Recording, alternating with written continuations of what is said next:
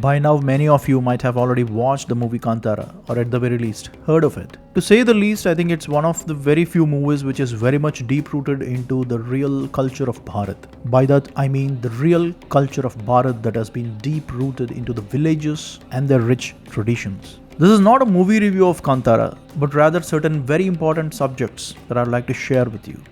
This is a very common question that many of you often ask me. How can I understand the authentic and unbiased history and heritage of Bharat? I will try to answer this question in this short video from my experience and my perspective. But before that, why I chose to answer this question in the context of Kantara? Because Kantara has triggered a very important conversation in public discourse. It's all about celebrating who we are, celebrating our deep-rooted culture, tradition, way of life, identity and whatnot. And this theme of the movie is what I liked about it the most. So let's get to this question. How can you understand the authentic and real history and heritage of Bharat? So there are three aspects to it, or rather three dimensions in which you should try to learn about it. The first one is scriptural dimension. We have enormous amount of knowledge in form of scriptures, and it would take even more than one lifetime to really explore all these and try to understand. Such is the vastness of the scriptures of Bharat. The second one is cultural dimension. How vivid and diverse the culture of Bharat has been. Different kinds of localized manifestations of the same philosophy, yet very unique in its own right. And the third one is scientific dimension. Here as well, Bharat has a very rich scientific heritage over thousands of years. So if one really want to understand an unbiased account of the history and heritage of Bharat, these are the three important angles in which you should read and research for yourself.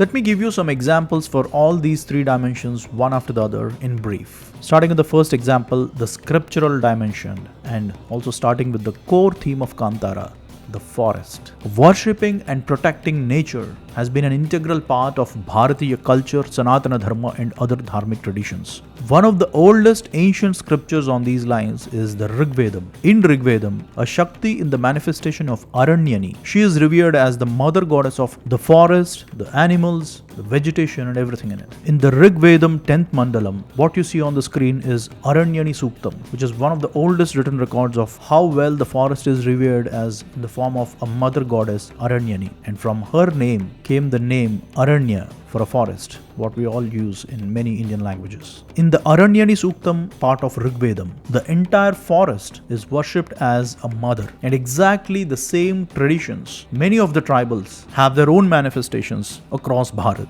and one such example is shown in Kantara. And these kinds of tribal traditions is where such kind of ancient culture is still well preserved.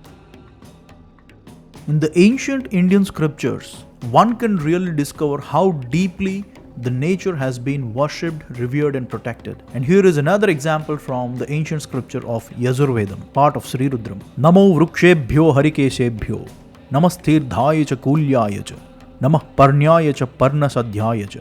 All the rivers, mountains, trees, animals, every speck from a blade of a grass to a mountain, everything is revered and worshipped as a manifestation of Rudra himself. Sri Rudram part of Yajurvedam extensively elaborates humanity's connection with nature and how well it has been revered and worshipped, which is nicely portrayed in the movie Kantara in the form of Guliga Daivam.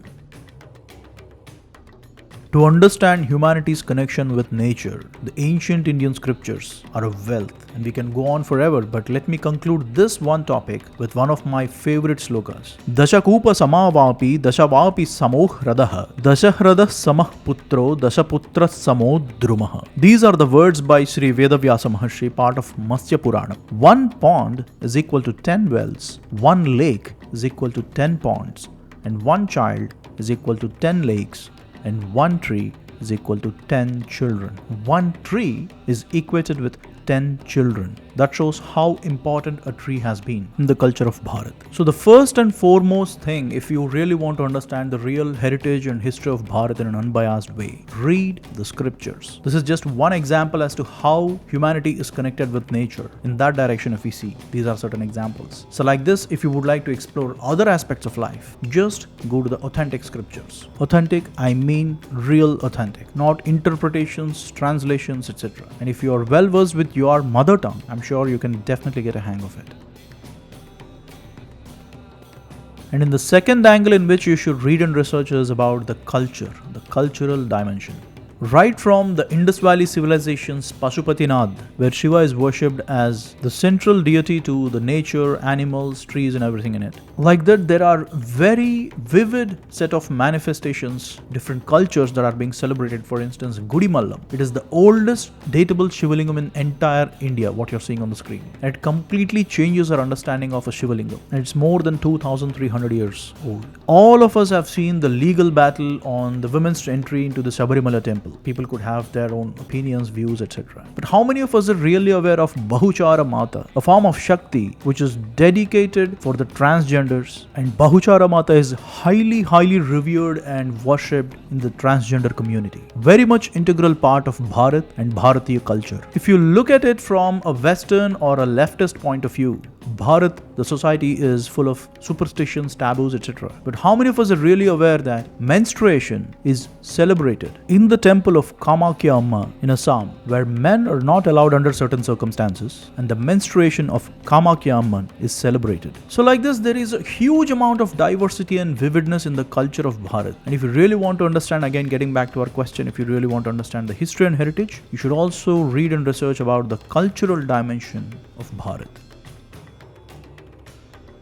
In the movie Kantara, the buffalo race, Kambala, a traditional sport with the buffaloes, is nicely portrayed in a brief. And if you look at it more from a cultural dimension, cattle in general, cow slaughter is considered as an unpardonable offense in the dharmic traditions. And cow slaughter is banned in India in many states. And often there is a lot of fuss about it, especially the people who are religiously and politically motivated. Now, not giving into these wild fringe theories from the far right folks that cow exhale oxygen and all these kinds of nonsense. If you really look at it more from a factual and cultural point of view, ours is basically an agrarian society. We heavily depend on agriculture, and cattle for us is like an extended family. And especially cow is highly revered in the dharmic traditions. So we don't kill cow. It's that simple. In the US, horse slaughter is banned for a different set of reasons. Have you ever seen people making fuss about horse slaughter in US? Many of us don't even know that horse slaughter is illegal in many parts of US. As I said, for a different set of reasons. But what suits to the culture of the people of US, they made a legislation that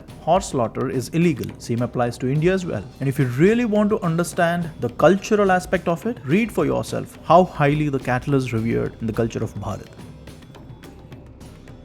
And moving to the third and the last aspect in which you should read and research is the scientific dimension. And before I proceed any further on this topic, I have to put a very important caveat. The moment you start exploring the scientific aspects of it, you should be very careful and very analytical, and most importantly relying on the right sources. There are innumerable amount of pseudoscientific sources which tries to kind of go with a jingoistic pleasure, hyping up all kinds of things as far as the scientific tradition of Bharat goes. So stay grounded, question everything, and most importantly rely on the right kinds of sources. Now coming back to our topic of man's connection with nature. Now worshipping the nature in the form of the Shakti Aranyani, right from there in the Rigvedic times, up until today in the tribal traditions, the worshipping aspect, the philosophy, all that's good. But how are you going to protect it? What has been the scientific basis of it? One such is Vriksha Ayurvedam. It's an ancient scripture that elaborates the Ayurvedic traditions dedicated for plants and trees and crops, the vegetation basically. It has many chapters like Bhumi Nirupana, trying to test the kind of soil, how do we fertilize the seeds, the biology of the plants, irrigation techniques,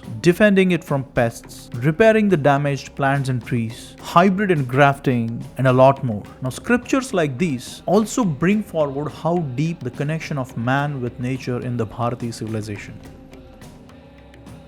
So wrapping it up, if we really want to understand the unbiased history and heritage of Bharat, these are the three important aspects in which you should read and research: the scriptures, what's written in it, the ancient sources, the cultural dimension, how was it practiced since thousands of years and even till today.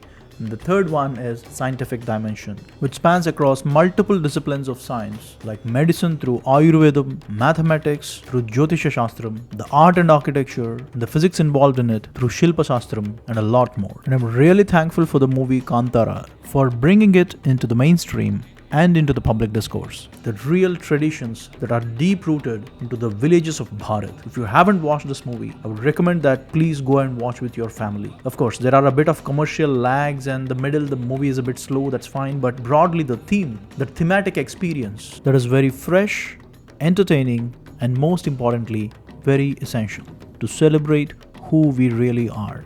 And as always, thanks for watching.